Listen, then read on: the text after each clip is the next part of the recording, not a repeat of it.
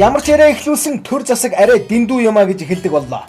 Монголын эрх баригчид нэрэ болохоо байцгаад байна. Хийдэг ажил нь ердөө хоёрхан функцтэй. Тэр нь юу вэ гэвэл нэгдүгээр өр зээл тавих. Аль болохоор л ахиухан шиг өр зээл тавих. Хожим хойно яаж төлөх нь ёстой түй чамаагүй. Хоёрдугаар өр тавин байж олж ирсэн зээлийн мөнгө хэн төрүүлж идэж уух вэ гэдэг дээрээ хоорондоо булаацалт нь тэмцэлдэх. За тэгэд хэрвээ энэ идэж уух дээрээ тохирч чадахгүй бол нэгнийг огцруулах, огцорч өгөхгүй бол билээхэн айлгадаг газар руугаа захиалга өгөн барьж хорих гэсэн хоёрхон төрлийн үйл ажиллагаа явуулж болоод удаж байгаа. Энэ үйл ажиллагаа 2012 оноос эхэлсэн одоо бүр сонгодог хөгжлийнхээ ориг шатан дээр очиод байгаа.